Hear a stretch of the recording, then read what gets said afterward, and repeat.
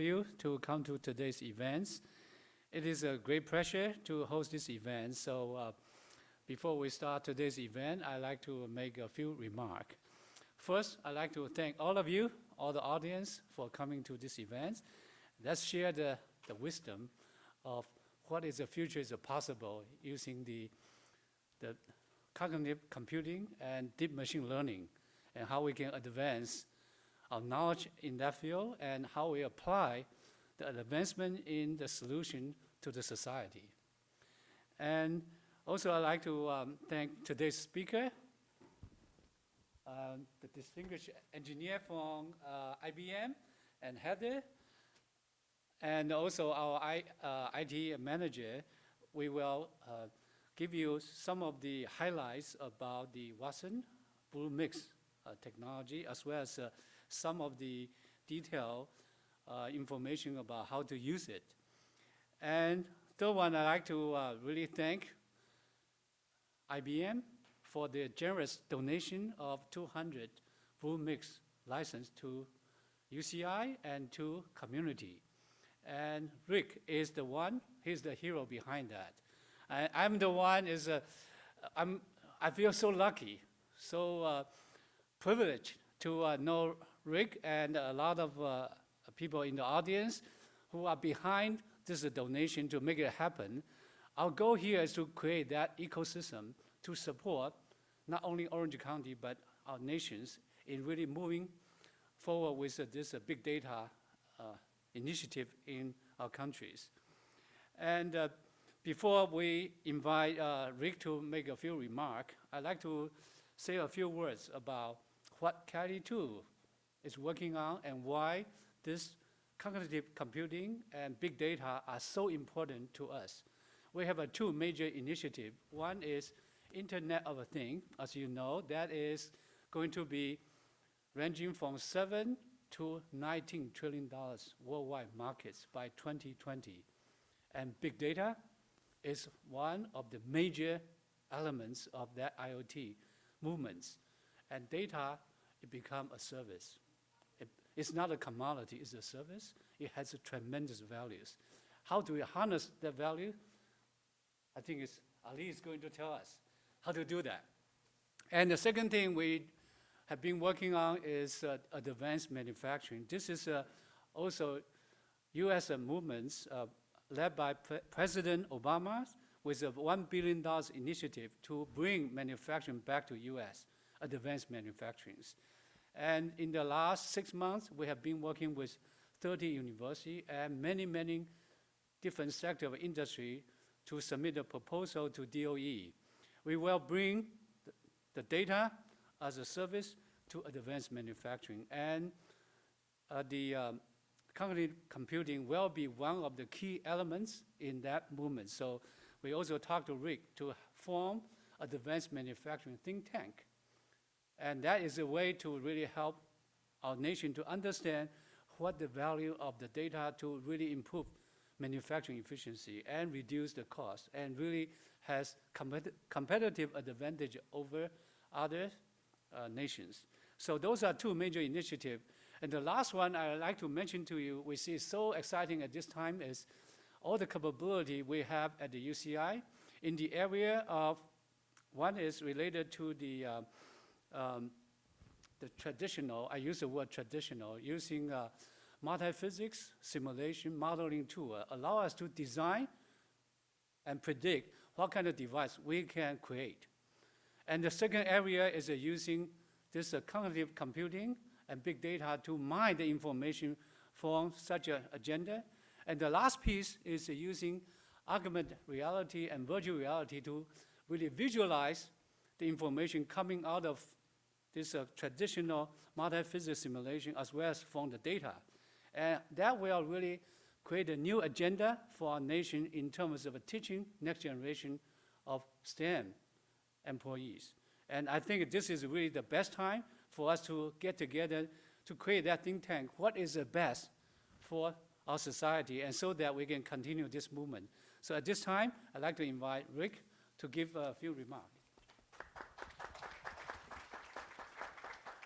Well, I want to welcome everybody today. I know everyone has busy schedules, so the fact that you're here is really important to IBM. I would like to tell a little quick story about J.P. Lee's background.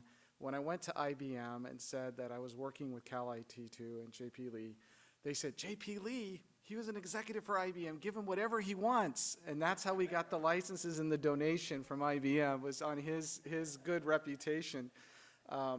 I want to thank Dr. Ali Asanjani for being here. His role in this is going to be far beyond a presentation today. One of the things that I'm working on with the university and with Cal IT2 is this think tank, which I'm very passionate about, around advanced manufacturing. If anybody realizes the IoT initiatives and really a movement, if you will, it's global. It's a multi-trillion-dollar opportunity. And we've all heard stories about our refrigerators that are going to be connected to the internet, that are going to tell us when we need milk. We've heard those kind of stories, but that's really happening. Not that I want my refrigerator to be smarter than me, but there's going to be a lot of opportunity for devices that are going to be communicating your health, how you're doing, even your clothing that can monitor your respiration, your vitals, and make recommendations for healthy life changes. The IBM, and you probably have seen our commercials, the Smarter Planet, the idea of having devices save on energy, save on the environment and our resources. These are all things made by devices that are smart. And so one of the things that we want to do here is create a sandbox with this donation of technology to Cal IT2 for all the universities and community of universities in Orange County that are working with Cal IT2, as well as UC San Diego that has Cal IT2 as well, a facility there as well, and really open this up to a sandbox. And Dr. Ali Asanjani is going to be not only the distinguished engineer for this sandbox, but he's going to be the project manager, the person that's kind of the ability to look at what IBM can do to help foster this research. And we really are interested to see what is the art of the possible. What can we do if we add cognitive computing, which IBM has been very clear in the marketplace we think is the next wave of computing, is machine learning. So without any further ado, I want to thank everyone again, and I want to turn the baton over to Dr. Ali Asanjani. Thank you. Good morning, everyone. Can you hear me clearly? Okay, very good.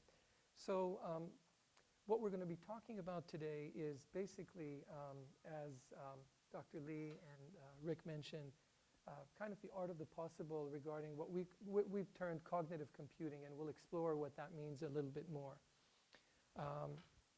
So essentially, we'd like to kind of do a little preface in terms of where we are today and how we got here in terms of cognitive computing, or what we call cognitive computing, and IBM Watson, essentially. Today, expertise matters more than ever, and one of the motivations behind what we're trying to do is to try to capture expertise and make it accessible to people, and try to codify that expertise so that as we all say, the whole is greater than the sum of the parts. Indeed, the entire expertise we pool together would be greater than the sum of the individual knowledge of the experts. And that's kind of what we'd like to think of in terms of innovation and in terms of inspiration, which I know Dr. Lee has a lot of. He has an Ignite initiative going on, which I think that the innovation and inspiration would help in that area as well. So the idea that the cognitive computing systems are kind of a new competitive advantage for you, for what you want to do. And the key thing here is that what we're talking about here is not a company providing a set of capabilities and just people coming to that company for those capabilities.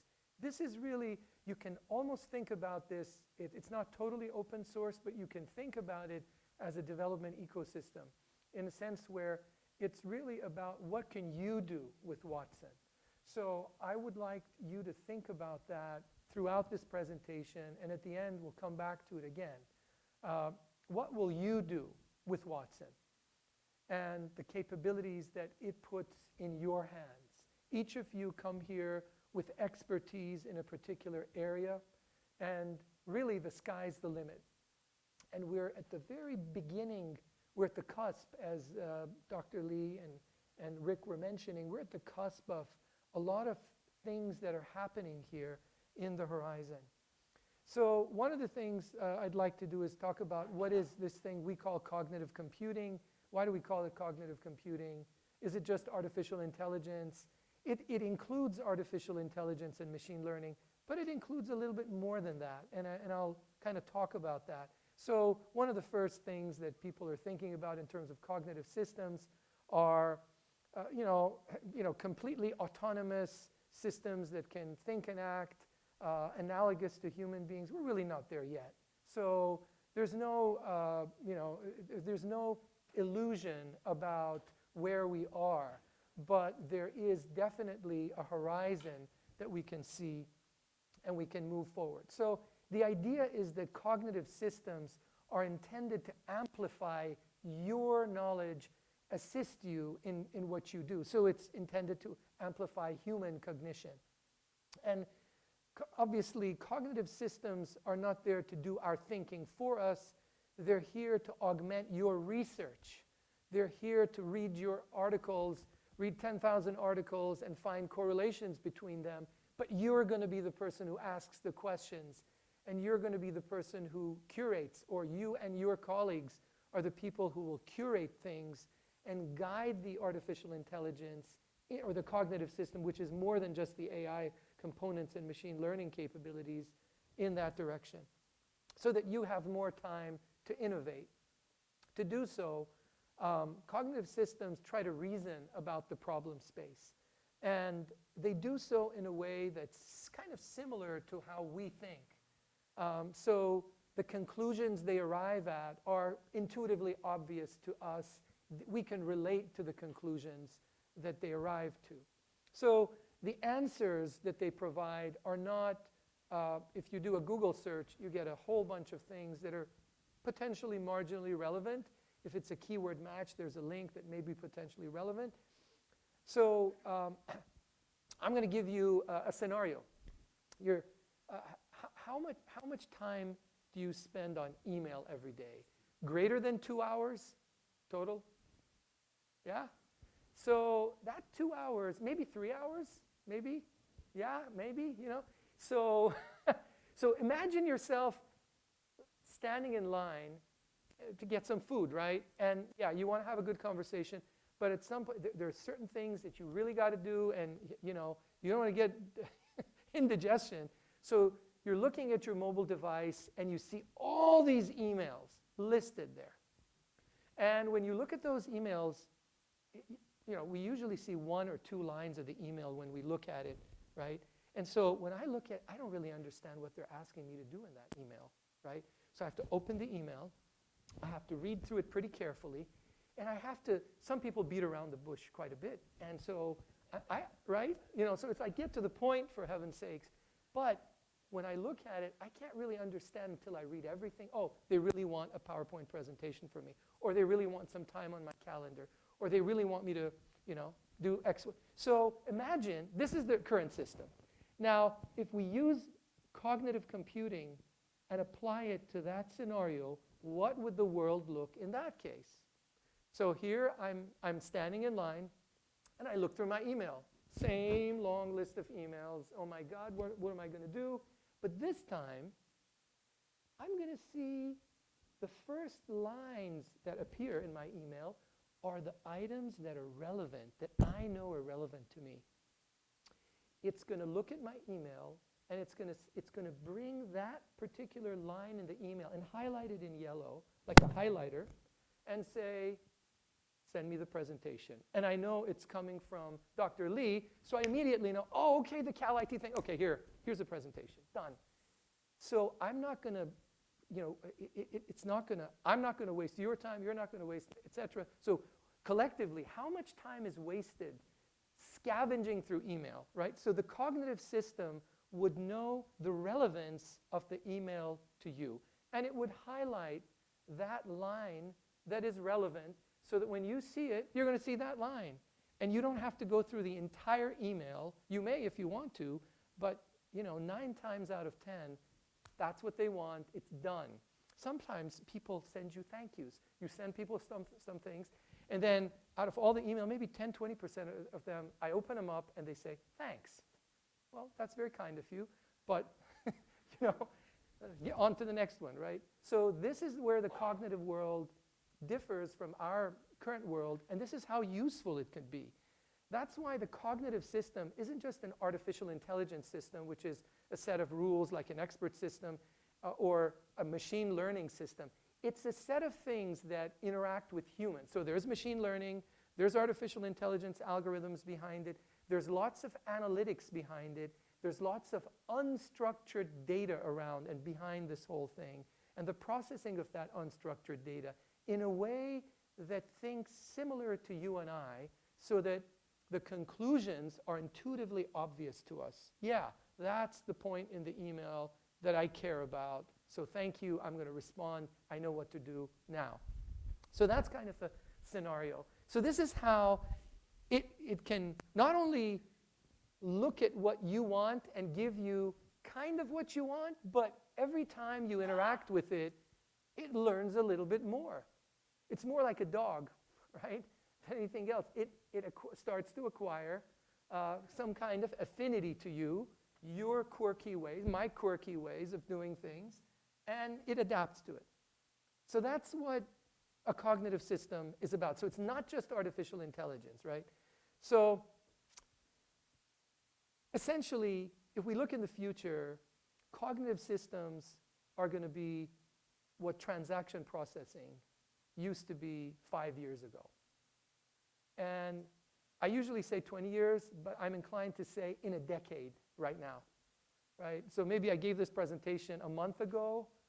I now think it's really going to be in a decade. So it's the amplification, the learning, the interaction, the demonstration of expertise, and the evolution of strategies for success so that you can adapt. So this notion of cognitive systems is applying human-like characteristics, conveying and manipulating ideas that, when they're combined together with the inherent strengths of digital computing, provide us with higher accuracy, more adaptability, more time consumption, or less time consumption, more efficiency rather, on a massive scale. We can interact with large bodies of information, which is, okay, so let's pause on that. Interact with large bodies of information. What does that mean? It means how many papers can you read a week, right? Until you get to the gist and pith of what that paper is trying to tell you, right? So if you have an assistant, a cognitive assistant, that can distill some of that information, you're going to save a lot of time. And so IBM started developing this as a project called Deep QA, Deep Question and Answer.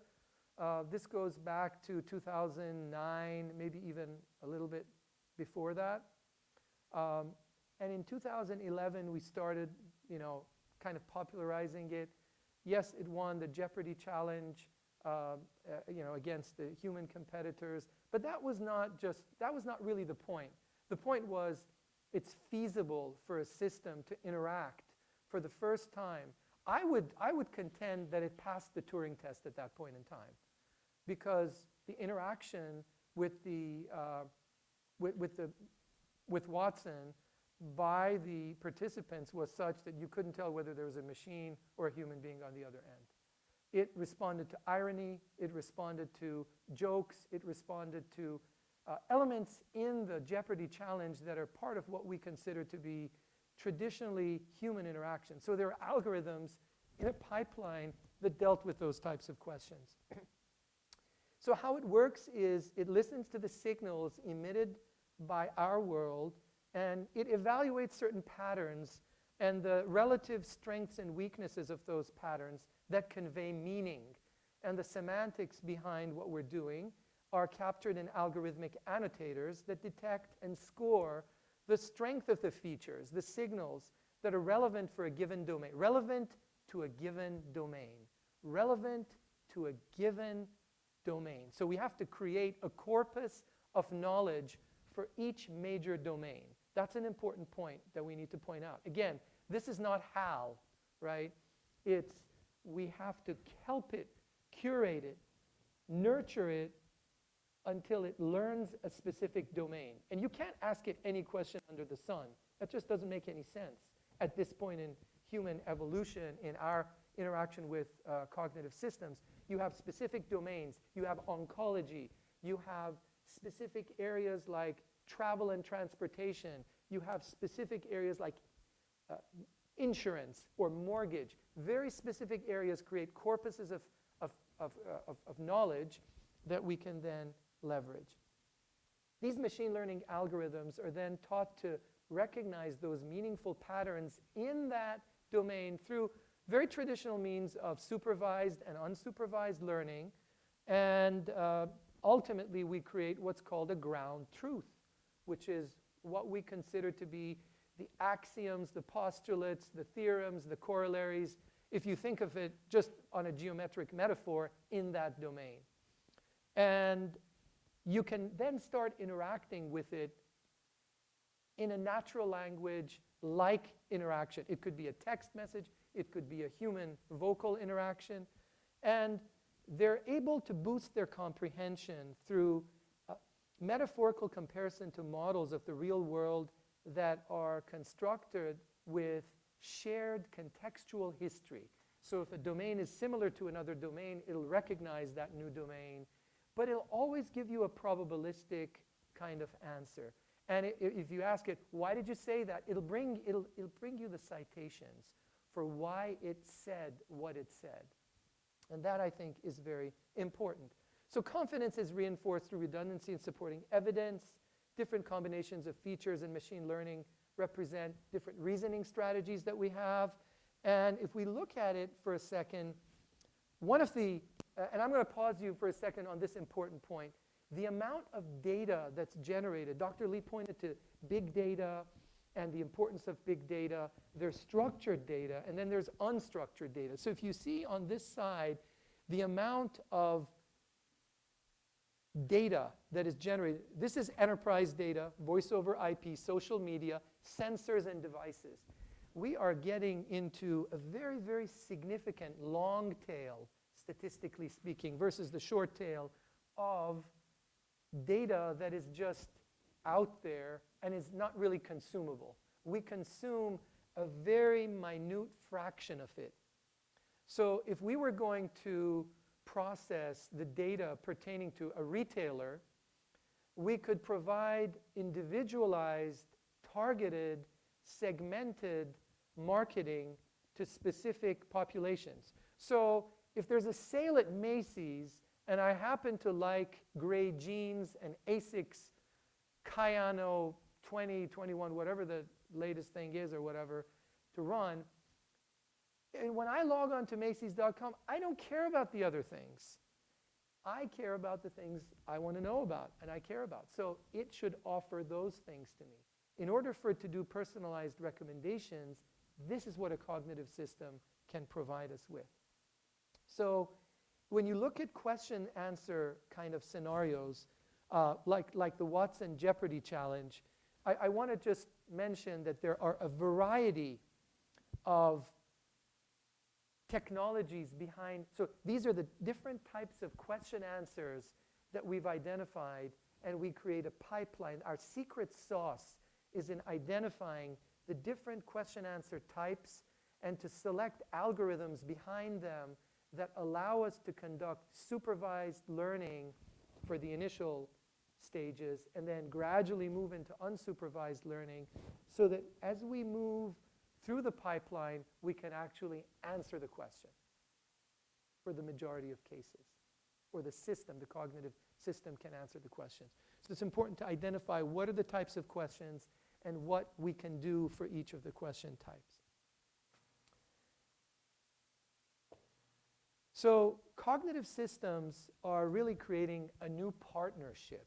This is the augmentation the help between humans and technologies. We excel at certain things, and cognitive systems excel at other things, locating knowledge, pattern identification, natural language, machine learning, eliminating bias. Wow, that's a first, right? Endless capacity, right? So I don't know how this is going to pan out for, let's see, do I have to go back here and see if I can play this from,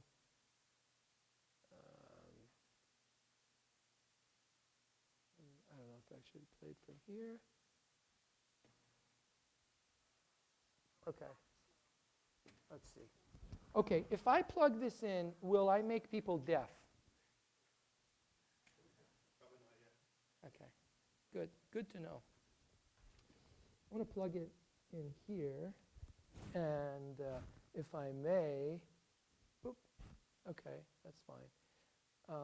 Okay, everyone, hold your ear. I don't know how loud this is going to be. I am muted deliberately, but I'm just going to say, what is the volume for the system? Okay, very good. So here we go. I'm going to start it from here maybe, or maybe yeah, after Angela talks. Okay, this little guy. Okay, someone needs to turn this up. Chris, could you save the day here? Could you somehow turn the volume up? Yeah?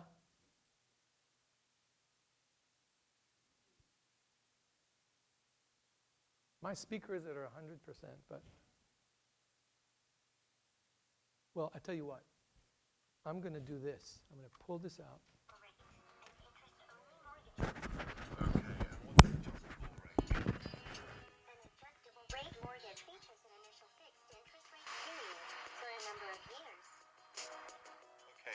Consider if I take out the interest-only option? Because your monthly payment would only repay the interest accruing on this mortgage. The only equity you would have in your home would be the amount you paid as a down payment. You would not build equity unless the market value of your home were to go up. And if the market value of your home were to decline, then you could lose part or all of your down payment. That sounds pretty serious. I know, bummer. So what do I do to get started then? The great first step is to get pre-qualified for a mortgage. That means you'll have a better idea of how much you'll be able to borrow and the type of loan that's right for you. Okay, and how do I get pre-qualified? You can either get pre-qualified online at personalbank.com or speak with one of our specialists. Would you like to speak to someone now? Yeah, that would be great. Awesome. I'll call over one of my colleagues right now. Great, thanks now. Thank you. Good luck. I hope you find the perfect home. Is there anything else I can help you with? Well, I do need some cash. I may be a machine, but I'm not an ATM. Fair enough. Thanks now. Thank you for your help. Goodbye. Is it realistic to expect that we're going to be interacting with robots in the near future? So I don't know how much of that you guys heard, but basically what the scenario was that someone walks into a bank and you have an assistant, someone who, you're interested in mortgages, and you ask them, how do I apply for a mortgage? What are the different types of mortgages? And they give you some preliminary information. None of this is canned information. It's fully interactive. So really, the robot itself is called a Now robot, NAO, and it's a robot you can purchase separately. Watson is sitting behind this. Watson is the cognitive system that is sitting behind the robot. So the robot, does the anthropomorphic gestures and things like that, enables the loudspeaker, but all the speech processing going back and forth and everything, that's Watson behind the scenes. So what it does is it tells the guy the information they need relating to the mortgage, and what happens is he interacts in different ways, and you saw that the little Nea robot basically interacted with some level of humor as well.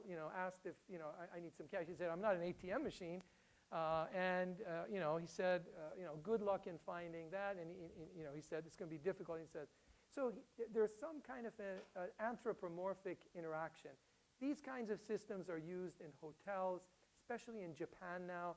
They're being investigated for elderly care.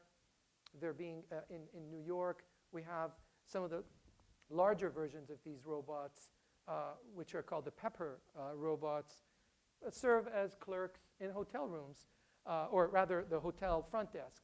And so the idea is that this is one application of the APIs that are available to you to put together in order to innovate around a particular topic. You don't think the answer is no? So going on to the next topic here, the idea is that cognitive systems rely on collections of data and information.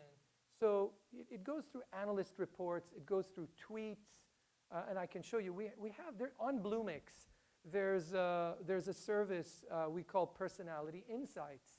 And so, Personality Insights provides you with the ability to assess the emotions, the personality of the person you're interacting with. I may bring that up in just a few minutes and show you what I mean there.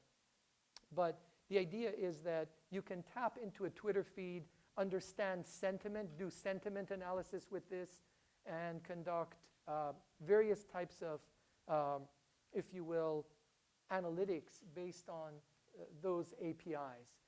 The APIs around that are called Personality Insights.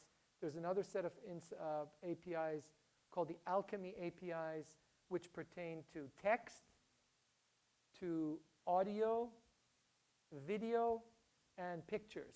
So you can actually look at a picture and try to classify it, meaning it detects what kind of a thing this is. And you give it a set of instances, you're providing learning capabilities to it. So there are various levels of APIs for different types of content, and you can utilize that information as you move forward in leveraging these capabilities. So to kind of go back a little bit higher level and kind of abstract this out a little bit, there are three types of capabilities that differentiate cognitive systems from traditional computer systems. One is the level of understanding, another is their reasoning capability, and another is their learning capability. So these three combined are very important. And the other, the tacitly assumed context for this is the human interaction, an intuitive rapport with humans, which is very, very critical, which comprises a cognitive system. So if you look at this piece of text, so my objective is to kind of categorize the types of APIs that are going to be available, application programming interfaces on Bluemix that are available as services for you, just to give you kind of an idea. So, for example, this is a sample piece of text. Rarely has there been a better time for startups to raise money from Silicon Valley venture capitalists. This golden age may not last long, et cetera, et cetera. So initially, there's some entities and concepts and relationships in the semantics of the text that need to be extracted out. You need to create some kind of a semantic tree. So the Alchemy APIs will give you this entity extraction, concept expansion, and relationship extraction. And so I mentioned, concept expansion there. So you can also explore information based on concept associations, create a lexicon of concepts and their interrelationships. You can start asking questions that interact in natural language. So there's a text-to-speech and a speech-to-text kind of API. So whatever you do in your text world, you just use the API for speech-to-text, and it basically transcribes it into text and then gives the system the text that can be processed. And whatever you output, it then takes that text, and then you can convert it from text to speech, and it tells you, like the Neo robot is doing exactly that, using those two APIs at the beginning and the end. So it's not complex at all. There is a resonance of the text in terms of emotion, in terms of trade-off, in terms of sentiment that can be looked at. And basically, remember I mentioned personality insights as an important key component. I'd like to also show that to you directly.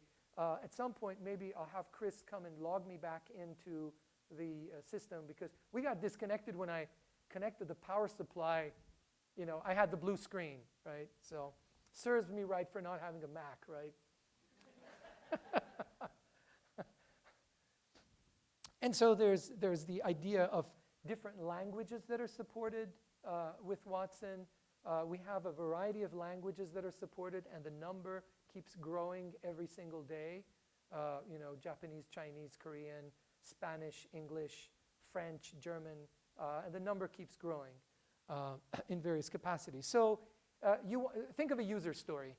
How many people are familiar with user stories? Yeah, most of you. So if you think of it as a user story kind of concept, as some kind of role, you'd like to classify text, you'd like to extract entities and relationships, search and rank results, understand utterances and act on them. So I'd use the natural language classifier API for search and rank, or if I wanted to actually rank, I'd use rank and retrieve, whereas the natural language classifier would be a classification mechanism.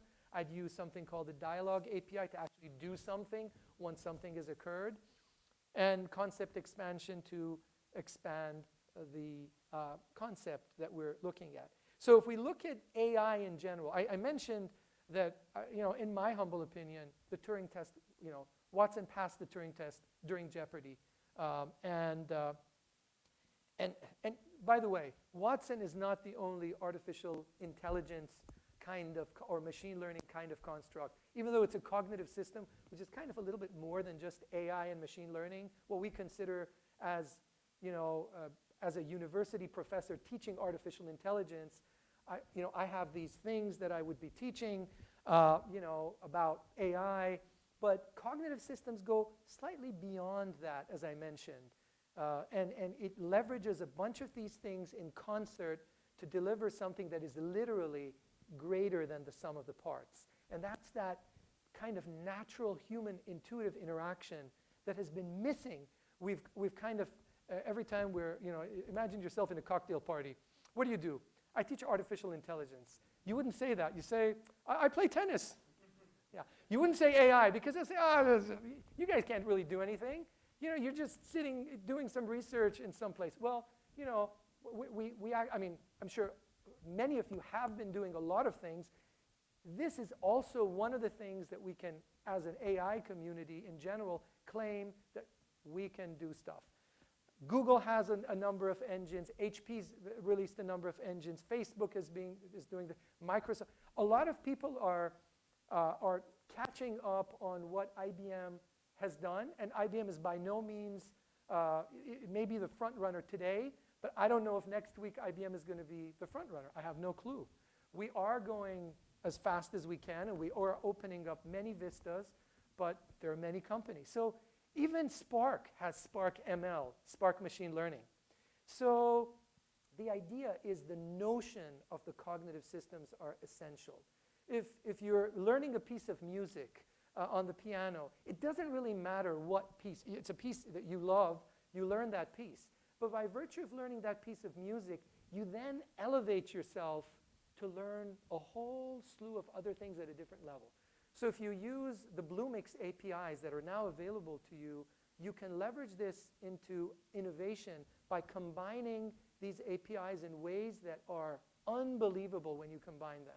Even I, after several years of working with this, you know, in this capacity, when I do a new project, I'm kind of pleasantly surprised and amazed, because these things are actually being modified and upgraded every single day, literally every single day, in the back end. You guys won't see it because you'll see the stable releases, but we see kind of the evolving paradigms, and it excites us of what the art of the possible is. So again, I encourage you to think, what can you do with Watson? So in terms of artificial intelligence and machine learning, there are elements of, if you were going to teach AI or any kind of AI-related technology or discipline, you could leverage Watson to teach that. That's what I personally do, and I feel as professors we would be proud of that because we can show something that's very, very tangible versus just an abstract algorithm that does something in a little way. So it's very helpful in that sense. So there are applications of artificial intelligence and machine learning in usage in daily life. I'll just go through a few of them. Face detection, finance, derivative training, game playing, software testing, etc. Search engines, information retrieval, spoken language understanding, stock analysis on this side, bioinformatics, automatic word completion, chemical informatics, customer segmentation is one thing that I mentioned earlier. These are things that are possible today. So I'm just going to build this rapidly. So when we talked about the characteristics of a cognitive system, we were talking in the abstract before. Here, anything I point to is an API in Bluemix. So it's not hocus pocus, high pie in the sky. It's, okay, relationship between terms and concepts, concept expansion, entity extraction, relationship, and you have the capabilities in those APIs to do what you need. So Watson is really creating a partnership between people and computers, enhances, scales, and accelerates human expertise. And so we talked about the capabilities that Watson is running under. Cognitive technologies, support for several usage patterns. The usage patterns that Watson, so what are the use cases for Watson, right? So the typical use cases are what we call engagement. You're asking a question and you need some kind of an answer. Discovery. You're reading a whole bunch of articles and then finding, so you have the answers, but what are the questions? As a researcher, you need to ask questions. You need to correlate things that have never before been correlated. Maybe that's interdisciplinary, right? And so that's the discovery side. The decision side is more of a decision support system. Think of the traditional expert systems in a specific area, an augmentation. Exploration is, again, crawling through, let's say, the documents in an organization, finding things that as simple as finding exposures in terms of security, finding exposures in terms of social security numbers and patient identification numbers, searching through patient records to find correlations between things that have not been identified. And there's a platform on the right-hand side where you can build everything on top of. So you have the fundamental building blocks, not just at the application level. So Watson is kind of layered in that sense. You can use it at the API level to build your own capabilities using the basic building blocks. And then these other things are more applications on top of that. They're higher levels of capability you can leverage. And you can read and understand natural language in this context. There's that obvious learning, machine learning going on over time.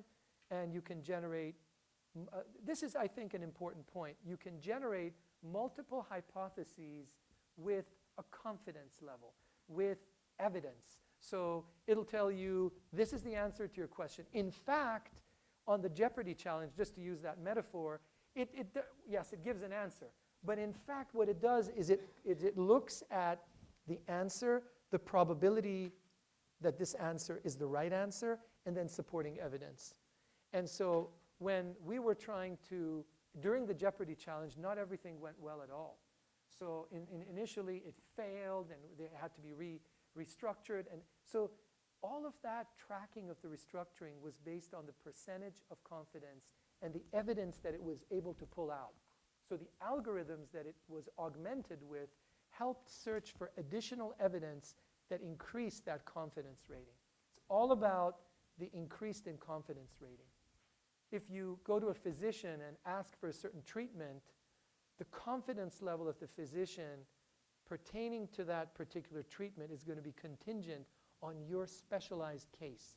So There may be so many other research ideas, trial drugs, etc., going on that I, as a physician, let's say, if I were a physician, may not be knowledgeable about. And so having that capability to integrate that and bring to my attention all the research that's currently being conducted and past history of patients who have had this kind of disease or symptoms or undergoing these kinds of capabilities, these kinds of medications, and what the indications were for them, give me a better chance of providing the patient with something that is uniquely better for them versus someone else which has had worse side effects. So IBM has partnered with a number of institutions. We have acquired several medical imaging companies, patient record companies, so that we can mine through this data. And I'll give you just a very small indication of that. Melanoma is extremely difficult to definitively detect a kind of skin cancer. And so if there is a certain abnormality on the skin, it's often very painful to do the biopsy and the subsequent work on it. So Watson was actually trained on trying to,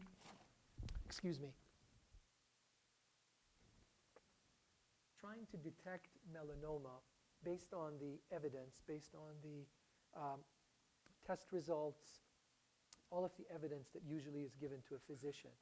Physicians typically would score between average physicians would score, their success rate of successfully diagnosing melanoma would be about 60 to 70% on average.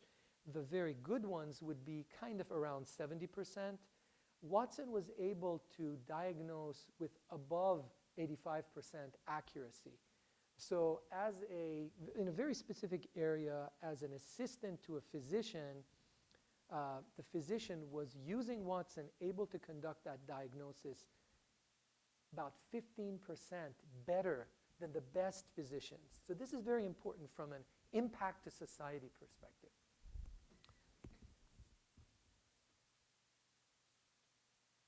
So in terms of these industry applications, I talked about some of the healthcare solutions. There are cross-industry solutions. There are frameworks that you can use, which I kind of touched upon. And then there's the platform, which we've talked about at relative length here. So the health solutions pertain to oncology, genomics, clinical trial matching, CTM, Critical Trial Matching Express is what we also call it. Watson Health Cloud is also an area where we can pool together information collectively and as a community help understand and diagnose better. And so this is where the pooling of data together, of course, it's obfuscated so that, patient privacy, they're all HIPAA compliant, and the necessary privacy factors have been taken into considerations and security considerations. So there's a industry-specific set of platform, healthcare, cross-industry. We actually have initiated a Watson for Education specific discipline that is customizing education for different educational scenarios. So that is another very important app for us, for IBM. Not only Watson Health, but Watson Education is another area that's very important for us that we are emphasizing.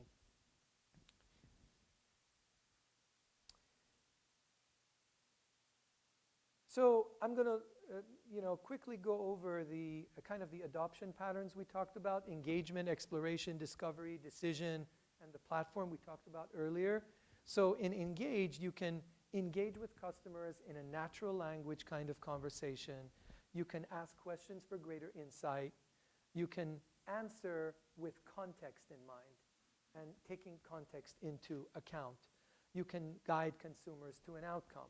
Those are the engagement, which is Watson Engagement Advisor. That's the product that supports that. That's the application that leverages the platform and rides on. The Watson Explorer talks about merging, it's a crawler, it does enterprise search with content and text analytics so that you can get a 360-degree view of your customer, of your patient, of your account, of the data that is of interest to you. You can use platform services to enhance that as well. The Discovery Advisor finds the rationale for giving responses. It correlates finding the question being sometimes even more important than the answer in the research context. Given this evidence, what is the question that we can now should be asking in this scenario and then should be investigating? So these are certain elements here. In terms of decision, we ingest and analyze given domains. Remember the corpus, the ground truth. Evidence-based decision with increased confidence because of the learning factor. And we have multiple reasoning strategies. Remember the pipeline of questions? When we had different kinds of questions we would respond to. These are the different reasoning strategies, analogous to the different reasoning strategies that we're talking about. And then the platform are some of the APIs that we essentially talked about. So I'm going to go over some of the other elements that I wanted to talk about because we only have a few more minutes in this segment of the program that Dr. Lee has put together. And so remember we talked about deep question answer, something that has multiple interpretations, hundreds of answer sources, and then tens of thousands of evidence and learning models and combination of weighting to provide an answer. So this is the process. We call this a pipeline, a deep QA pipeline, where we go through these phases or Watson essentially thinks this way when it tries to answer a question. It goes through these phases and it gathers these kinds of information. Starts with the inquiry analysis, the decomposition, the hypothesis generation, the evidence scoring, the synthesis, and then ultimately the final ranking and retrieval with the final confidence rating, and then it gives you the answer. So you can tweak it at any one of these stages, and the APIs we talked about provide capabilities in each one of these areas. So I'm going to actually kind of fast forward to a scenario, which is the Watson platform on Bluemix, and we're going to have more discussion on that, where today we recommend utilizing Watson if you're interested in building something on top of it, using these building blocks, using what we call the Watson Developer Cloud, which is on Bluemix. Bluemix is our, and you'll hear more about this today, but Bluemix, Bluemix.net, you can go to Bluemix.net and sign up. We have, Dr. Lee has some IDs that can be utilized for different various circumstances that Rick Smith has provided us with here at UC Irvine. And we can then leverage these APIs, these web-based APIs, RESTful API calls to actually conduct our business. If we need these other Watson capabilities, it's possible to leverage those and then tweak them and adjust them using the APIs as well. Or we can just use the applications as is. Maybe a researcher doesn't want to be bothered with writing any code or doesn't want their graduate students to write any code. They just want to use the Watson, if you will, capabilities. They can do that as well. So at this point, I'm actually going to pause, and because we are at the top of the hour. And so what I'm going to ask you to think about is, what will you do with Watson? It's a very genuine question. There's this potential at your fingertips. What are you going to do with Watson? Because what you do with Watson has, give me a place to stand and I'll move the world kind of paradigm. These capabilities have the potential to have really far-reaching, impactful, positive influences on humankind. So it's really up to organizations such as yourselves to leverage these capabilities and benefit from them and really make a change. So I'm going to pass it back to Dr. Lee.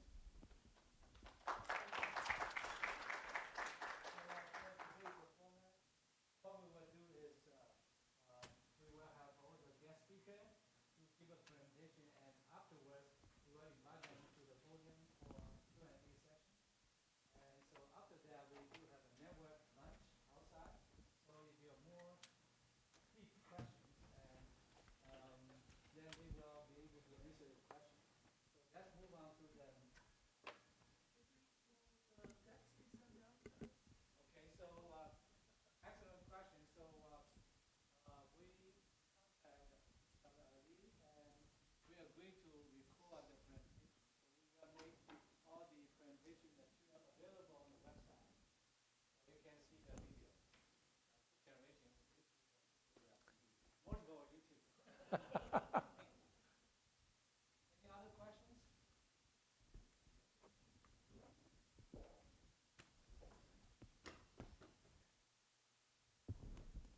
So our next is Heather, and she currently is a principal engineer of a consulting firm, right? That's correct. My name is Heather Barron, and sure. Thank you, Rick. Uno, dos, tres. I am a principal engineer for a company called Technosis, and long story short is I kind of work out in the real world, building solutions on a daily basis. Last month it was a terabyte database for a major bank. Last week it was a security infrastructure for a healthcare organization. This week it's decision support systems for a Fortune 100. When I was asked to deliver this talk, rather than get into the what can I do with Watson kind of content that I think Ellie just brilliantly talked about, I really kind of wanted to talk about how this type of stuff affects consultants in the real world, how we use this. Why has Watson emerged as the solution that, or cognitive computing rather, is emerging as the solution that is going to be changing the world? That's not something I get a chance to say much when I'm asked to design a database or a decision support system or a spreadsheet for that matter.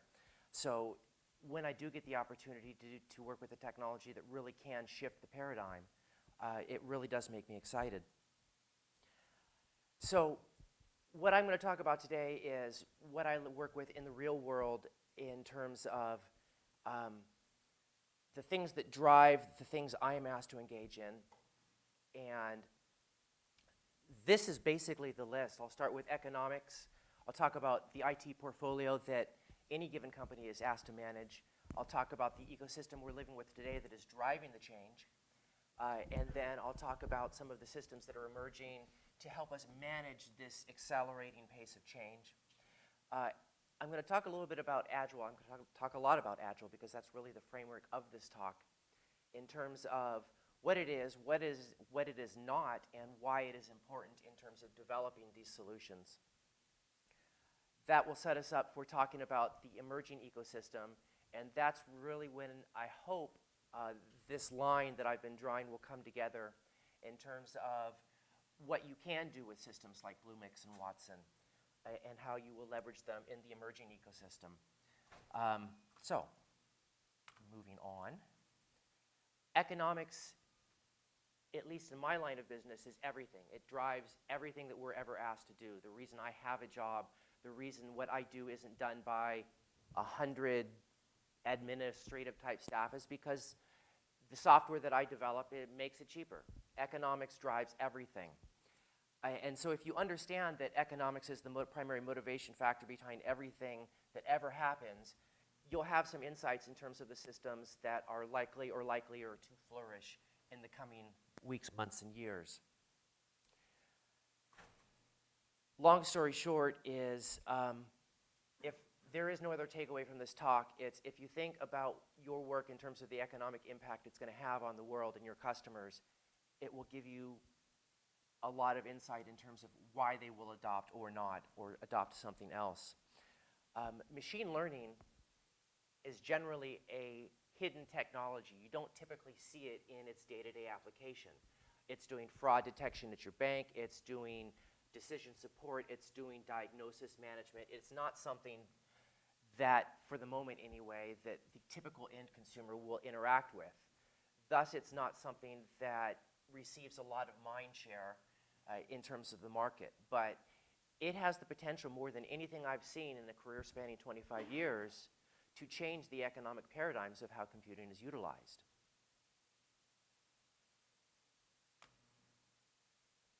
In every organization, we deal with what's known as the IT portfolio.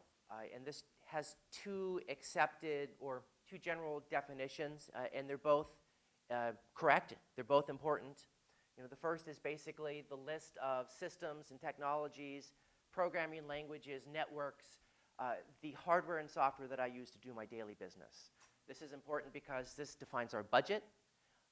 It defines how I have to train my people. It defines the churn rate. It's something that I have to deal with on a daily basis. But the other one is the practices in this environment that the professionals within it will use to raise the bar on a daily basis. It's basically a pyramid where at the bottom you talk about your infrastructure in terms of integrating different systems, creating flexibility for your various different employees to find the information they need to drive the business forward, standardization across business lines, reliability, security, and empowering people to come up and imagine with new products and solutions. Sits on top of that is the transactional/operational environment, where you're doing your basic day-to-day transactional processing, creating invoices, doing searches. The transactional and operational side gets into really just kind of improving how your day-to-day operations go within your enterprise. So reducing your day-to-day transaction costs, increasing your capacity and throughput, and improving the overall user experience. But what sits on top of those is really kind of the meat and potatoes in terms of improving the overall value of the portfolio, which is improving the quality of the information that we're delivering, increasing the control with which we deliver that and the audience to which we can deliver it, and having a improved development velocity that takes us from a shorter period of understanding that we need to do this to we have delivered this in a quality way. And then the strategic side, which talks about new ways to add value to your products, new products and business opportunities, improved decision-making, and innovation.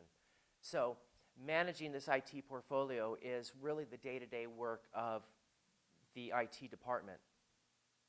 And so, you know, machine learning and cognitive learning really become something that can be applied to all of these levels to improve the overall delivery of each of these quadrants. If we take a look at what we have today that is literally creating exabytes of data, it's all of these things in terms of we've got mobile computing, we've got social environments, we have this democratization of social platforms, which basically 20 years ago, we had 3 channels and 3 networks, and that's pretty much the message that anybody heard. Today, everybody has a megaphone, and what that means is, in addition to increased tempo of information, we've got increased siloing of information. It used to be back 20 years ago, everybody was entitled to their own opinion, but they only got one set of facts. Nowadays, you can pretty much go wherever you want to get whatever set of facts that address your personal biases. And so this increased siloing of information is increasingly becoming a problem. In today's ecosystem, we see this micro-scale multi-tenancy, and really what that means is if I have a cupcake shop and I want to go online it becomes possible for me to do that, to create an e-commerce platform on a server in a data center, something that I could have never thought to do before, never had the economic power to do before, because the data center can kind of put my little cupcake shop together with 1,000 other people and make the economic numbers play. Big data, I don't really need to talk much about that. I think that's pretty obvious what that is doing and how that is emerging. DevOps, though, becomes really the key to how we make all of this stuff work on an operational and day-to-day basis. And then finally, Agile, which is, for me personally, how you stay sane in this environment, how you thrive, and how you really kind of push your bar and push your, raise the level of your daily operations. So DevOps is basically, we used to call it, the IT department, which was they managed your desktop computer. Now it's a matter of everything from managing the thousands and thousands of servers that we have in our various distributed data centers and the networks that connect them, to security and intrusion detection and management, event management, to capacity planning, to creating the ability to do daily releases of software or even hourly or real-time releases of software to specific market segments. So these are all the kind of methodologies that have been created to allow us to automate this huge infrastructure and environment. It allows, not only does it make the cloud possible, but it allows a particular enterprise to almost in real time scale up or scale down their capacity in response to demand. And it provides mechanisms by which a given enterprise can meet the commitments, the service level agreements that it has signed, to be able to report on them and understand how they're making them. And it creates the capability to select the metrics that you will think is important to measure the performance of your organization to enable that continuous improvement.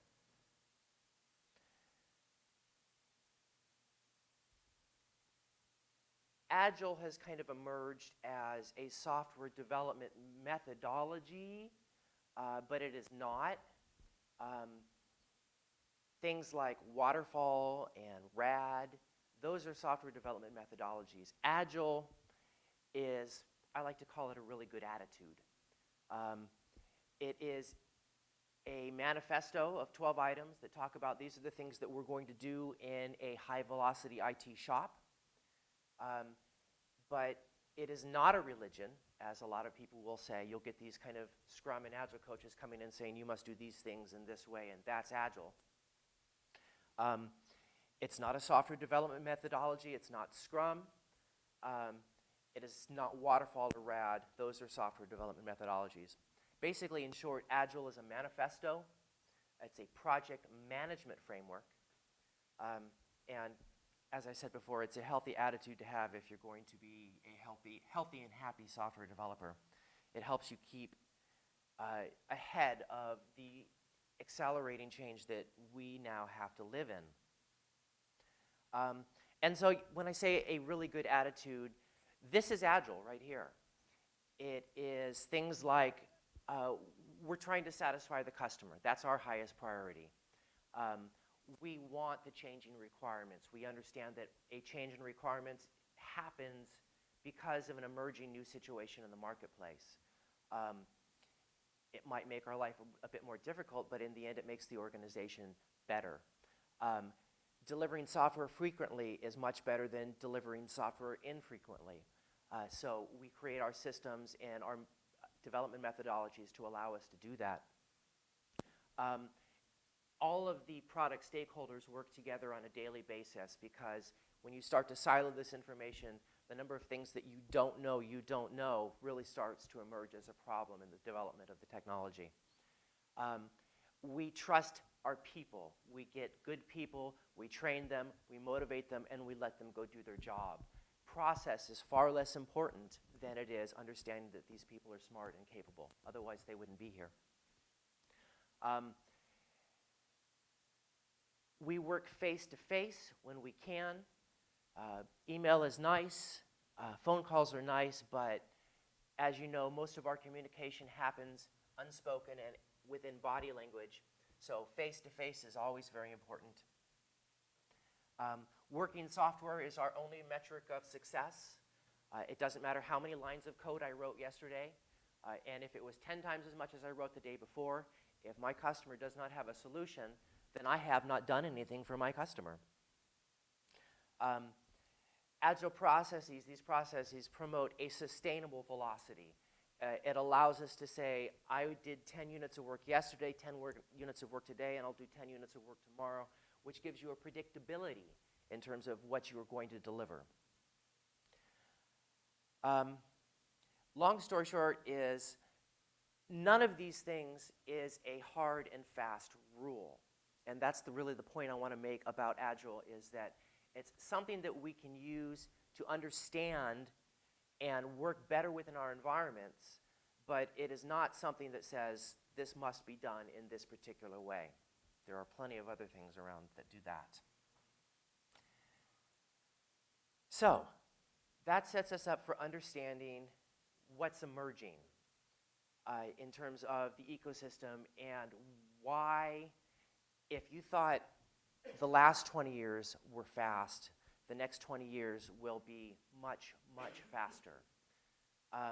We have things like the Internet of Things, in which everything is going to be on the network. The complete dropping of these kind of walled gardens that used to make data unavailable. Now they will all be available through APIs. The amount of data that we must consume is growing logarithmically? I don't know. I don't know that you can put a number on it, but it's growing really fast. We have containers, Docker, and solutions that allow us to go from a bare metal server to a virtual server to a container within a server, and really utilize the server hardware that we have much more efficiently. These containers allow us to scale to a much higher degree. They allow us to respond to change much more efficiently and quickly. We have things like analytics, machine learning, and then the next generation user experiences such as augmented and virtual reality. Those last two, machine learning and the next generation UX, I tend to see as an emergence of a system to an existing problem. And what you see over and over again in IT is some sort of emerging problem. Nature abhors a vacuum, and so a solution comes forward, and in a few years it becomes mainstream. And then a few years after that, it becomes indispensable. Next generation user experiences and machine learning are really going to be those two technologies that allow us to effectively work with this sea of data that we can look at. We can look at the ocean. I can look at the Pacific Ocean, but I can't have an intuitive understanding of much other than what I can see right now. These new interfaces and these new technologies will allow us to kind of really control that and understand it and make meaningful use of it. So, if a picture is worth 1,000 words, then this is their data center. And this is typically what you might have if you're in a fairly well-financed organization. And this is what you might have if you are in, well, the average enterprise that I tend to work in. Point being is that they can do some amazing things and give you an amazing capability that you could never achieve upon your own. In terms of redundancy and backup and speed and throughput, integration capabilities. These are all things that they can do at a far higher and more effective scale than you ever could. And that's good, because my job at Mary's Cupcakes is not to run my server. I add my highest value making the best cupcakes possible. And in the end, that specialization is really what's going to enable all of these solutions that we're going to see, and why the cloud is a linchpin in terms of the economy that is going to emerge in the next 20, 25 years.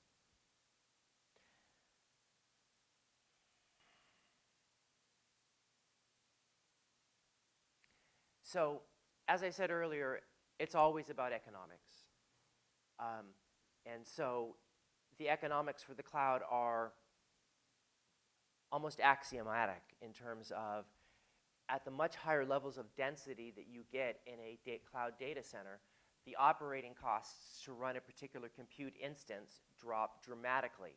The technology portfolio that my organization must deal with in terms of how to back out stuff, how to restore stuff, how to deal with security environments, and all of these things that would go into a technology portfolio if I had to run all of this myself, drop dramatically, as well as my flexibility increases dramatically, so that I can, as demand increases, deploy new computing resources. As it decreases, I can scale these back. I can integrate into new partners very easily, much more easily than I could in the past, where something like that involved literally requisitioning a T1 line or a leased line from the telco and understanding the frame network that will do these communications. Now this guy, now the partner that I'm going to be working with is in a cage next door, and we're going over an IP network in the same building, and really the only thing we have to agree upon is what our RESTful API is going to look like. So it really kind of comes down to this. If these are the different sorts of technologies that we have to work with today, 20 years ago it was we had bare metal servers that typically sat across the building, and we had dumb terminals that we interacted with. Now we have a bare metal desktop on each of, or server on each of our desktops. We have virtual machines, we have containers. And on the client side, we have desktop applications. We have thin clients, by which I mean HTML, more or less, and mobile native apps. So the ecosystem of our environment has increased incredibly. And so what that really means is our IT portfolio has increased dramatically, and then the cloud has emerged as a way to let me get as much solution as I need, no more and no less. It makes my costs very predictable, and it gives me a flexibility that I just simply could not achieve. In terms of where that takes us as an economy, that does some interesting things in terms of allowing disruption to existing large players. It used to be that if I wanted to enter a marketplace that had a very high barrier to entry, I had to be good friends with bankers at the very least, because you would need a lot of money. Nowadays, it becomes possible to deploy a mobile app that takes on an entrenched Fortune 500 and starts to eat away at their market share with nothing more than a room full of developers and some cloud resources. So this kind of brings us to the setup for why machine learning is going to be so important in all of this, because it becomes a leveraging factor. It becomes a synergistic part of this equation that says, here are my smart developers that I trust, but they only have 40 hours in a week, and they take vacations, and they like to sleep at night. Here is this sea of data with which I must swim, and I know there are sharks out there, and I know there are whales out there. How can I catch a whale and not be eaten by a shark? And this is the sort of thing, this is the sort of application that allows you to understand in this sea of information where the whales are, where the sharks are, and how to have these whales fished and delivered for you automatically. So these are just some of the more compelling applications for machine learning that I see in my day-to-day environment that will most affect my consultancy in terms of fraud prevention, saving millions of dollars for the banks, healthcare. This one excites me most personally because this one really has the potential to save lives. Machine trading, again, this is, people make a lot of money on split-second decisions, and machine learning and an understanding of what this group of stocks did last week versus last month versus what I expect them to do in the next 15 milliseconds. And then, therefore, this is the decision I'm going to make. To the day-to-day simple stuff like spam detection. If any of you guys use Gmail, for example, a huge percentage of the mail that they get in their system is not the message that my friend sent me for a party or I am sending my boss for a daily report. It's spam. The largest portion of email on the internet is spam. And because of the way the SMTP protocol is designed, it's a very weak system in terms of preventing it. So that really means that the only way that you are going to stop it, or at least stop the end user from seeing it, is with a barrier just before it gets presented. And machine learning is ideal for that sort of thing, because spam moves so quickly and evolves so quickly. Understanding the 50 million pieces of spam that this bad actor sent in the last 45 seconds through his network of zombie computers is hitting all of these different mailboxes across the internet.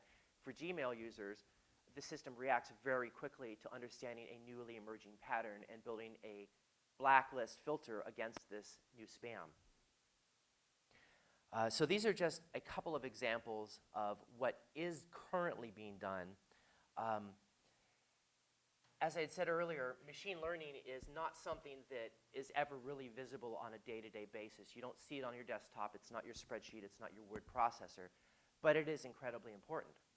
So the question then becomes whether or not it is ever a visible technology in terms of the mainstream.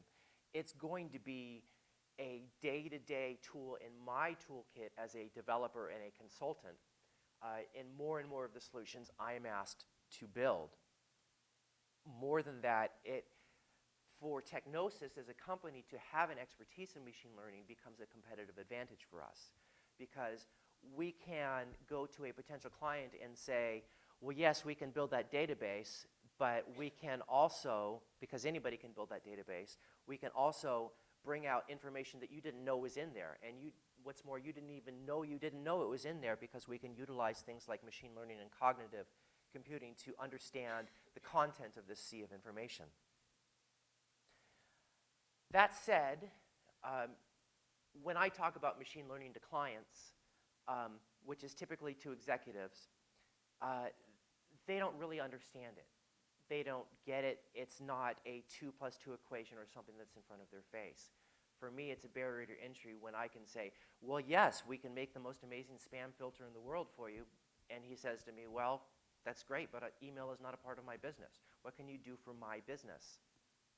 And that's typically where the conversation ends, because the decision makers have not yet seen enough examples of real-world machine learning and cognitive computing to be able to say, oh, wait, I've got a great idea because I had this question last week that nobody could answer, and maybe I can use this technology for that.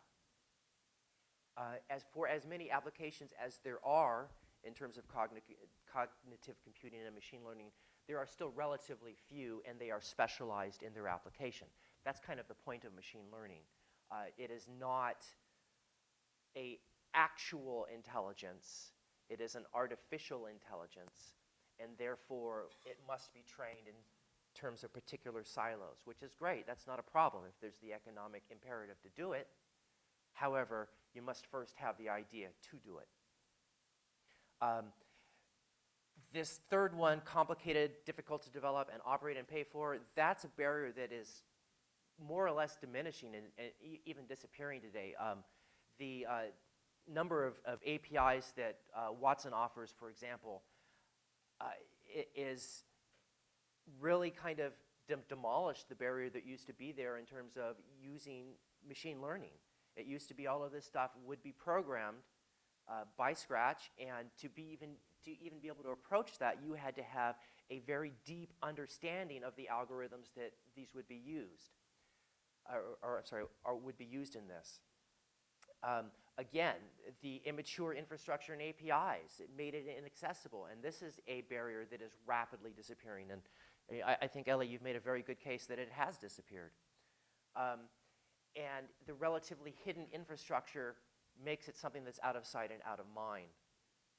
But that said, the emergence of cognitive computing and machine learning is really going to be, what are the killer applications that we're going to see for it? Healthcare is one of those killer applications, in my own personal opinion, because it can save lives. It can turn my oncologist into somebody that misses diagnoses much more rarely, which has a whole different set of economic impacts. The bottom line is these emerging solutions are going to create new economic rationalizations. and lead to greater adoption. Now, one of the things that is most difficult thing to do in business today is disrupt an existing paradigm to unseat an existing market leader. I can count on one hand the number of times in the last 10 or 15 years when I've seen that happen. When Facebook supplanted, what came before Facebook? MySpace. That happens so rarely today that you could almost say it just doesn't happen. But that said, things like cognitive search give you the ability to insert emerging players in very specific niche markets through very targeted, quote, killer applications. What would it take to disrupt Google today as a search leader? Today, when I search on Google, I'll type my search, and it will score it. It will look for documents that match based on my keywords, and it will try and rank for relevancy, but it's a relatively immature set of algorithms. Something that, like a cognitive search that took a deeper intent into what I'm looking for and understands the things that I don't know to ask for, could absolutely disrupt a market leader in that space. Decision support systems, executive dashboards. This is something that I've been working on for a Fortune 100 this week. And we have this huge team of people together to write these dashboards that do nothing more than allow the executives together and say, how am I doing this month versus last month in these 100 key performance indicators? But these key performance indicators tell them nothing about why these things have changed or what I might do about it. And so it really kind of lets them see, oh yeah, okay, this happened, but it doesn't tell me why it happened or what I do about it. So there are market leaders right now in terms of reporting and transactional support, but the addition of cognitive computing to that could really kind of be an explosion under that market segment. The next disruption in the social platform might be something like an intelligent social network that allowed me to understand what my day /week /month looks like at any given moment without having to go to my email, without having to go to my smartphone, as well as exploit the emerging opportunities in terms of these are the things that I'm interested in doing, these are the things I'm interested in learning about, this is my career, these are all of the possible opportunities, and to help me kind of understand and maximize that. So just a couple of other things from my real-world software consulting experience. It really kind of comes down to this. Complexity is only going to continue to increase. You are either going to write on top of it or you are going to be writing underneath it. Algorithmic computing, or cognitive computing, is really going to be, in my opinion, is going to emerge in the next 10 or 15 years to be as important or more important than the procedural programming that we work with on a day-to-day basis. And so algorithmic computing is essentially the collection of algorithms that I use to analyze data. Procedural programming is the source code that I write that actually makes it happen. What this really means, though, is a paradigm shift in terms of how computing happens. In the past and currently today, nothing happens in a computer system without procedural programming. We can say we have things like non-procedural databases like SQL, but in the end, those are really just a one-step procedure, a highly defined procedure. Cognitive computing really kind of is emerging as the way for the system to understand and adapt within this framework and this set of rules to do things that we didn't think of. And then finally, in software development, you walk another fine line. That is, if you don't understand the history of software development, you're doomed to reinvent it. But if you are chained to the past in terms of software development, your ability to innovate becomes hobbled. So understanding how to walk that fine line is really one of the things that makes you an effective developer or IT user. So with that, I'm going to thank you for your time, and I'm going to turn the platform back over to Dr. Lee.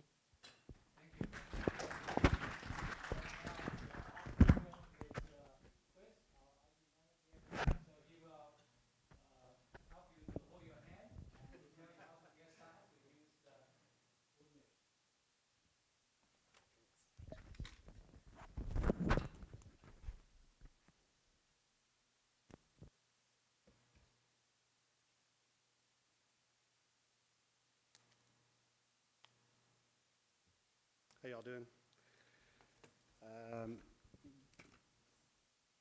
Special thanks to Heather and Dr. Ali for their presentations today. GP asked me to go through and basically take the training course for Bluemix and to, basically try to find out what everybody needs to do to get in and get through that. Give an overview of the training course, what's in it, and how difficult it is to go through. The course basics, you need to be a software developer to go through it for most of it. You have to basically know an object-oriented language. Most of you probably do. If not, then you know which personnel you need to engage. Excuse me. Common data structures, the source code principles. Pretty much you're going to go through and there's going to be videos for each one of the modules. There's about 9 modules in there. There'll be a video that explains the exercise that you're going to go through. There'll be another video that gives you a solution to the exercise, so it's pretty easy to go through. Modules, the overview and the modules 1 and 2, they're basically going to go through, discussing the basics of Bluemix, the software and hardware requirements, basically how to install those software requirements on a Mac, how to install them on a PC. And then, module 4 is going to take you through the IBM DevOps, which is their version of the repository, or the code management system, and collaboration using Git. And there are also other ones on the outside that you can use, GitHub or others. Module 5 will basically give you the agile best practices that Heather talked about.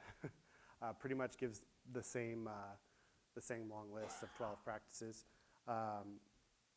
And test-driven development will actually take you through some exercise for that. So that's when it starts to get into the coding part. And then Module 6 is the Bluemix services in the marketplace, and where you can find stuff, and then how you can actually take and do your own Bluemix services and put them in the marketplace if you want. So there's some exercises in there and some explanations in there as well.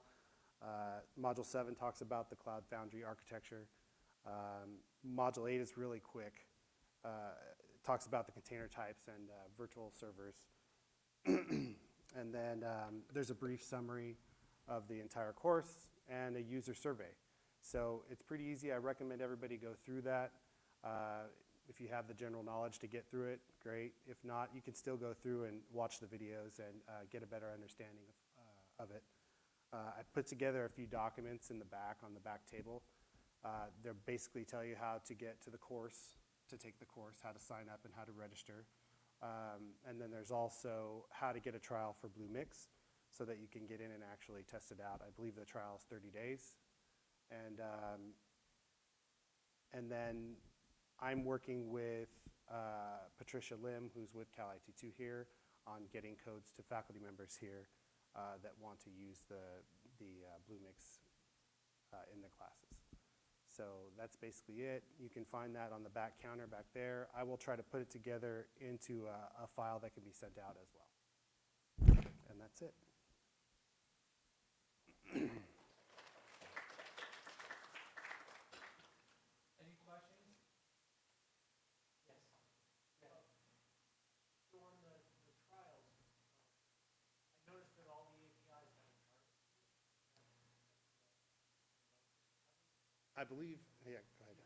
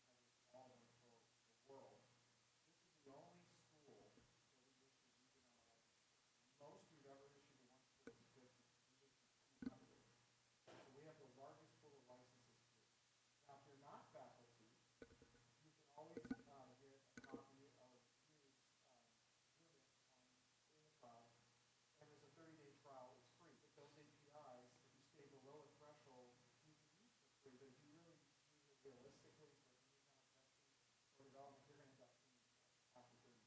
In fact, you'll have to issue a credit card just to get to the free 30-day license usage for free. And then you start to be charged if you go over the threshold after that. The license codes that will be given to JP's organization will be in place of your credit card. So if you're a faculty, you'll be using that code instead of a credit card because it's no charge. So if a faculty and for students that are in a class, no charge. If you're not part of the university, you are charged. Now there is one other group that some of you might be in, and that is if you have your own company and it's a startup. If you go to Google and type in IBM plus GPT, Global Entrepreneurial Program, GEP, Girl, Echo, Paul, you'll come to our website and you can sign up. And if approved, IBM will issue you a Bluemix license for up to 1 year. And we assign a dollar value next to it. It starts anywhere from $1,000 a month to $10,000 a month for 12 months. If you need to be a startup and you need to be associated with an incubator. Now, I did assign UC Irvine and got approval as their incubator, and that would be the code. The Applied Innovation Center is considered an incubator by the IBM Corporation. So the good news is that you don't have to go find an incubator, and sometimes incubators like to charge. You can be part of the code, work with Applied Innovation Center, and designate them as your incubator, even though you don't have an office over there, and we'll approve you as long as you meet the guidelines. What are the guidelines? Well, you have to be in business less than 5 years, and you have to be generating less than $1 million. If you're generating more than $1 million, we want to charge you. Okay? No surprise, right? And if you've been in business more than 5 years, you're probably not a startup, whether you're making money or not. So those are the basic guidelines. We do put some restrictions. There's certain industries we don't want to be involved in. They're obvious. I don't even want to go over them. But if you're pretty much a regular business and you're a startup, we would like to embrace you. We want you to try this out. Your faculty, there's going to be some things that we're going to try to do with Dr. Lee's organization that I want to talk to him about. We'll be strategizing, hoping that we can announce this over the next several months with the doctor's help here. Because we're really excited about doing some research with the university and doing some examples of what's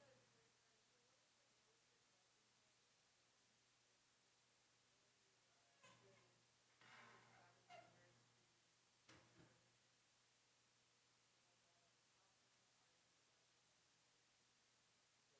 If I understand your question correctly, let me make sure it's clear.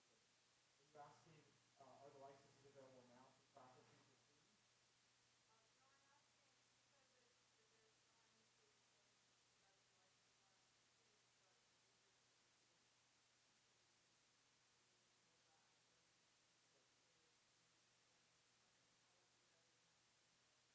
Maybe I can answer your question.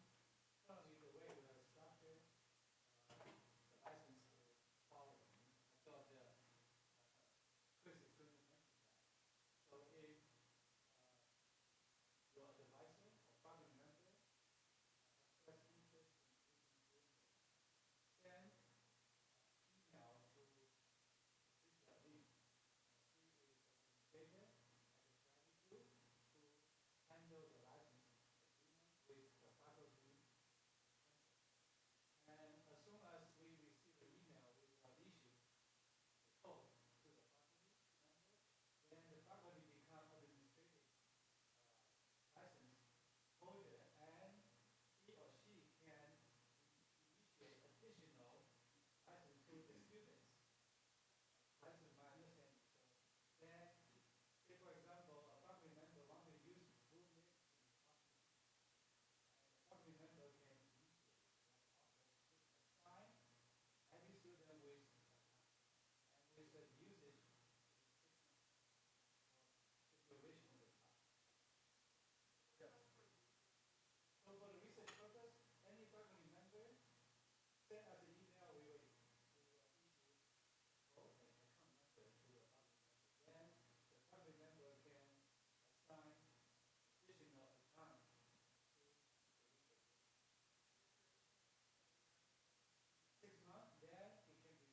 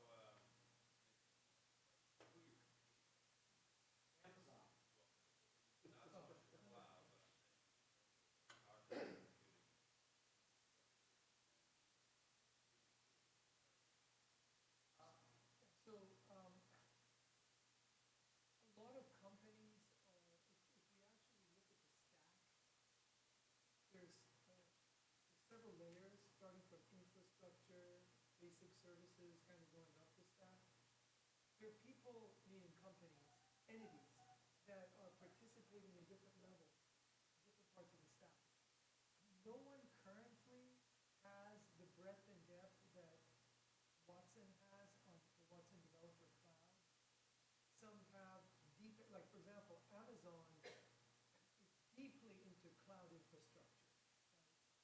And you can get cloud infrastructure on Bluemix, but that's not what Bluemix is all about. Bluemix is for the development side, rather than just for the infrastructure. You can get infrastructure on Bluemix. That's why the computation and calculation makes more sense on Amazon, because you're trying to see how much capacity you have, rather than the transactions on specific APIs. So, we have a version, IBM has a version called System ML, machine learning, that we've contributed to open source. Corresponding to that, there's TensorFlow from Google. There's another, I forget the name, from Facebook. HP is now offering, quote, machine learning as a service. Right.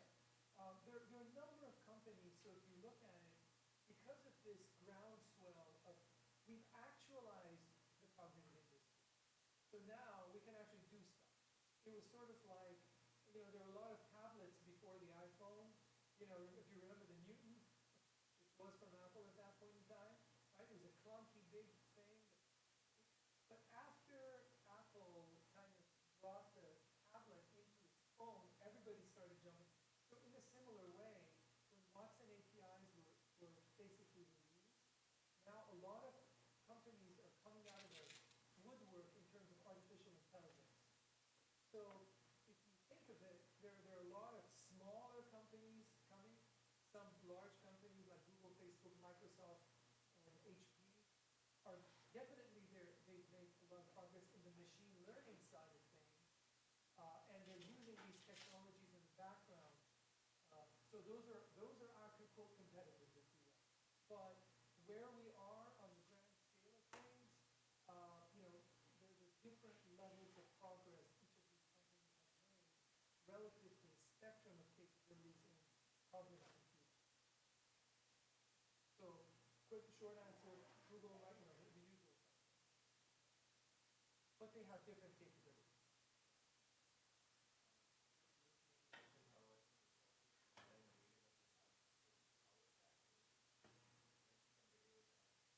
Oh, okay. Back on the back table is basically a handout that has links to get the picture and application.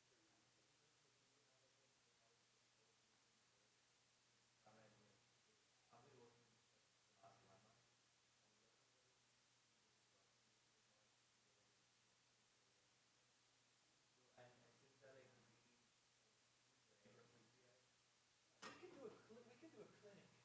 Maybe we can do a clinic here shortly to bring someone, myself, and some other folks, and we can just field questions. We can just maybe have an email address and field the top 20 questions that get in, not just leave it open, because people are talking about, okay, I can't install Eclipse, and that's not a good.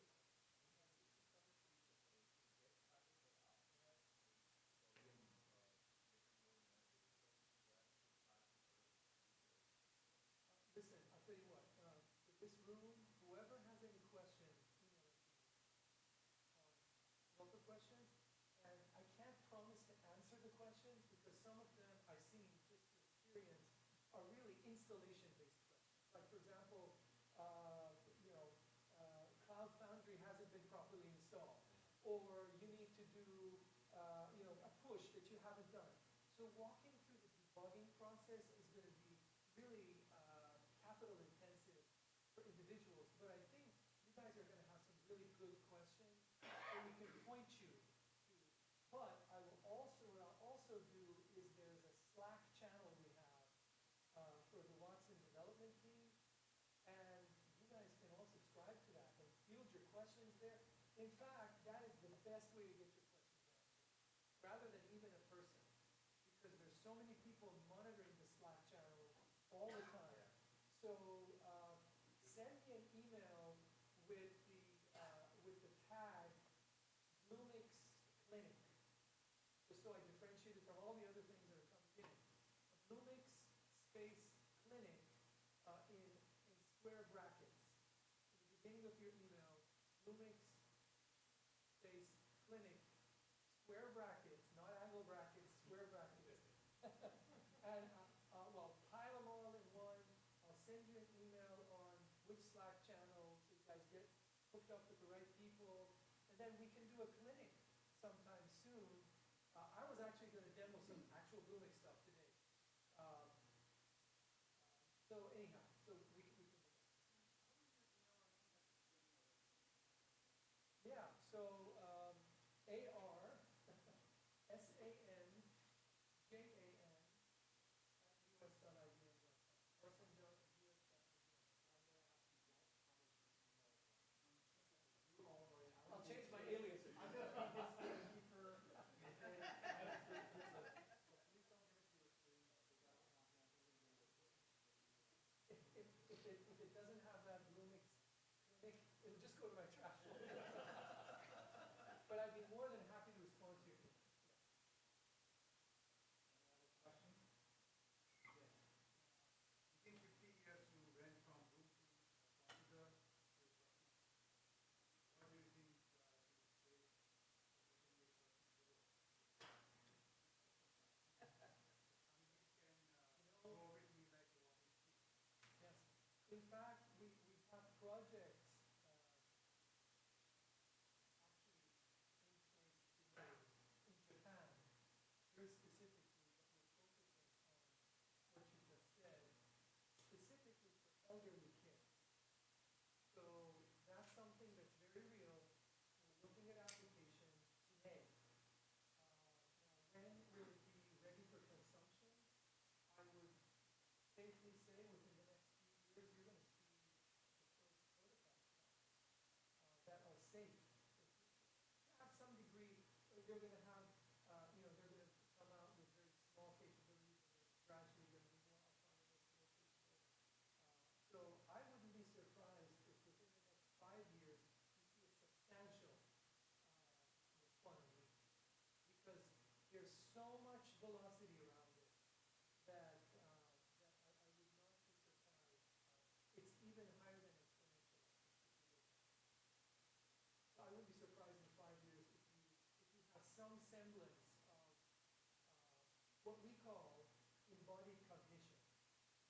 So embodied cognition could be the literal robot there. It could be in the walls of a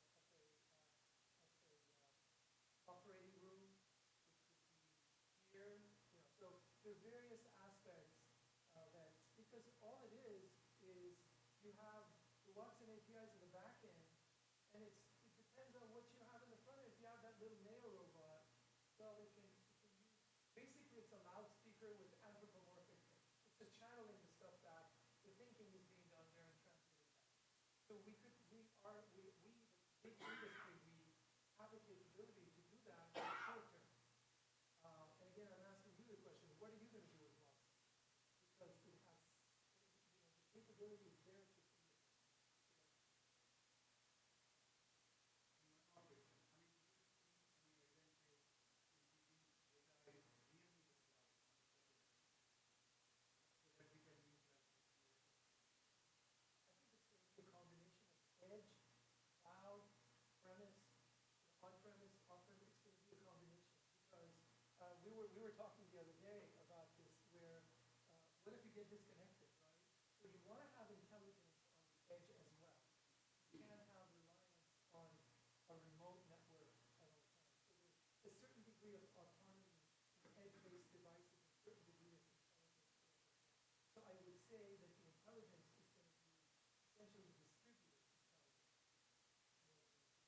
If there was a question there, the question. The result with the video session.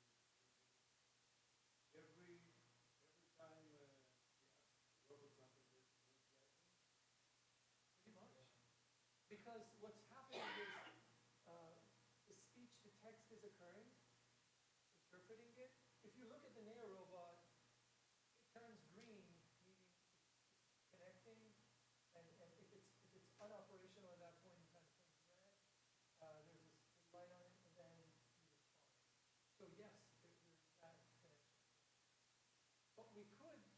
localize it as well.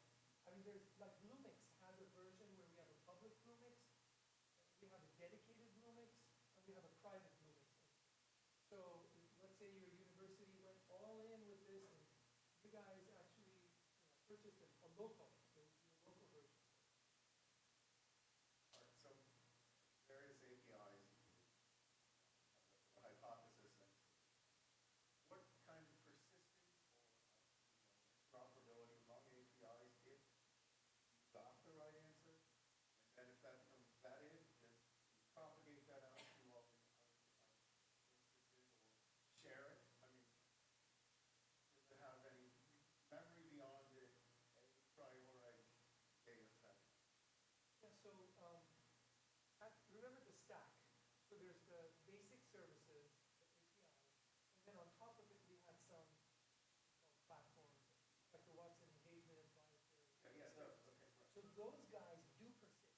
But okay, if They you have have their own one database. platform and it comes up with a conclusion that is invalid, does the other platform have access to that? Yeah, because they share Okay, all right, databases. But if you would like to propagate it elsewhere, Yeah, that's you what also I'm- have the ability to do so. By tapping into the APIs, you can say, you know what, give me the following, result. You pull it out, you can store it somewhere. Oh, okay, so interact. you have to actually Correct. extract the solution. Yeah. Okay. But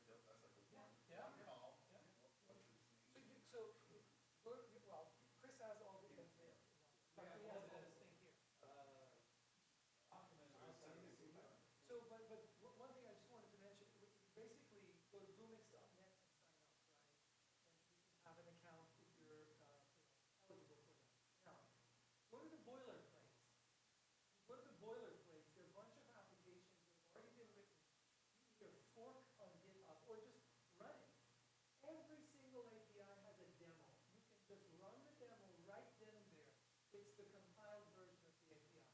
So for example, you can go to Personality Insights. This is my favorite. I go to Personality Insights. This is what I was going to do for you. And then I would ask, okay, which presidential candidate are you interested in understanding their personality? And then we would go find 2 newspaper articles, we would cut and paste, we would put it in Personality Insights, and boom, you get an analysis of that. It's uncanny.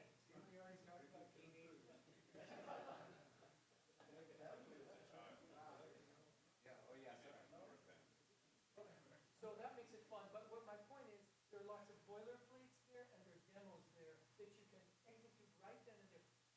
Even if you're not a programmer, you can do that and you gain insight into what the art of the possible is, so you can guide your programming team in terms of what you want, essentially. And for us, the ones who are programmers, you can,